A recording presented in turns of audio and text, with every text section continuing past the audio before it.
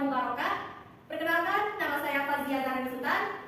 Dan saya Nifita Eka. Dan saya Asti Melisa Putri. Selamat menyaksikan. Hubungan sekolah dengan masyarakat. Adapun yang pertama yaitu pengertian humas sekolah. Humas sekolah adalah suatu proses komunikasi antara lembaga pendidikan dengan masyarakat di sekitarnya. Dengan tujuannya adalah untuk menenangkan dan menciptakan suatu hubungan yang harmonis antara suatu lembaga pendidikan dengan masyarakat di sekitarnya, baik itu yang bersifat internal maupun eksternal. Sekolah merupakan lembaga pendidikan formal yang merupakan suatu sistem terbuka. Artinya sekolah merupakan lembaga yang tidak pernah lepas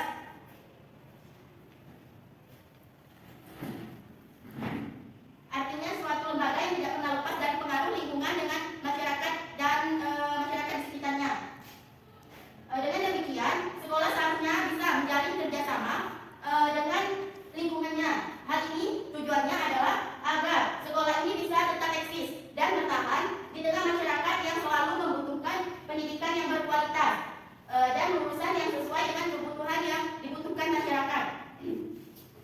Di dalam Undang-Undang Nomor 20 Tahun 2003, yaitu tentang Sistem Pendidikan Nasional Pasal 4/6 yang berbunyi, pendidikan itu diselenggarakan dengan memberdayakan semua komponen masyarakat melalui peran serta dalam penyelenggaraan dan pengendalian mutu layanan pendidikan. Selanjutnya yaitu tujuan hubungan sekolah dengan masyarakat. Tujuannya di sini ada 3, yaitu yang pertama kualitas pembelajaran, yang kedua kualitas hasil belajar siswa, dan yang terakhir atau yang ketiga adalah kualitas pertumbuhan dan perkembangan hasil peserta didik serta kualitas masyarakat.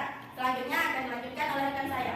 Saya akan melanjutkan strategi dari rekan saya, yaitu kualitas. Terdapat 2 kali kualitas. Yang pertama yaitu kualitas pembelajaran, yaitu kualitas lulusan sekolah dalam aspek kognitif, afektif maupun psikomotor hanya akan dapat tercipta melalui proses pembelajar di kelas maupun di luar kelas.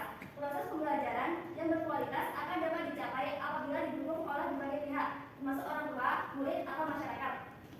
Jadi, kualitas pembelajaran itu bisa tercipta melalui proses pembelajaran di kelas maupun di luar kelas, dan akan tercapai apabila ada dukungan dari orang tua atau masyarakat. Selanjutnya yaitu kualitas hasil belajar. Kualitas belajar siswa akan tercapai apabila terjadi kebersamaan persepsi dan tindakan antara sekolah, masyarakat, dan orang tua siswa. Kebersamaan ini terutama dalam memberikan arahan bimbingan dan pengawasan pada anak murid dalam belajar. Karena itu peningkatan kemitraan sekolah dengan orang tua murid dan masyarakat merupakan prasyarat yang tidak dapat ditinggalkan dalam konteks peningkatan mutu hasil belajar. Kualitas pertumbuhan dan perkembangan peserta didik serta kualitas masyarakat orang tua murid itu sendiri. Kualitas masyarakat akan dapat dibangun melalui proses pendidikan dan hasil pendidikan yang handal. Nah, oleh karena itu banyak lulusan yang berkualitas merupakan modal utama dalam kualitas pertumbuhan dan perkembangan peserta didik serta kualitas masyarakat. Sekian materi dari saya dan akan dilanjutkan oleh rekan saya.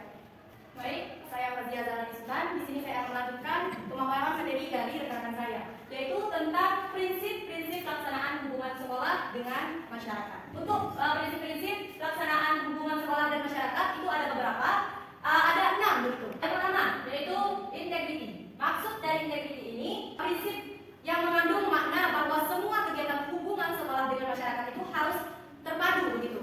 Dalam arti apa yang dijelaskan atau disampaikan dan disuguhkan kepada masyarakat harus informasi yang terpadu antara informasi kegiatan akademik dan informasi yang di luar atau yang bersifat non-akademik begitu.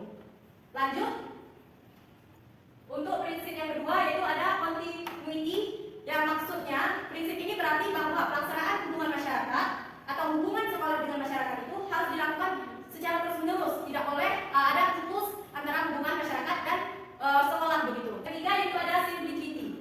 Maksudnya prinsip ini itu menghendaki agar dalam proses hubungan sekolah dengan hubungan masyarakat itu dilakukan baik dengan komunikasi yang personal atau lebih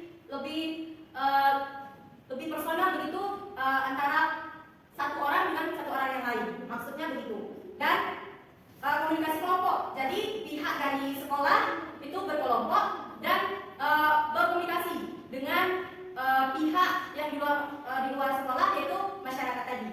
Lanjut, ada apa lagi? Maksudnya ini, kegiatan ini memberikan informasi hendaknya menyeluruh begitu dan mencakup semua aspek. Jadi tidak hanya beberapa aspek saja, tetapi semua aspek itu harus diberikan informasinya mengenai prinsip-prinsip tadi. Selanjutnya, yang kelima, untuk prinsip yang kelima itu yaitu constructive analysis, yaitu memberikan atau memahami serta memberikan informasi secara detail apa saja permasalahan yang dihadapi oleh masyarakat kepada pihak sekolah.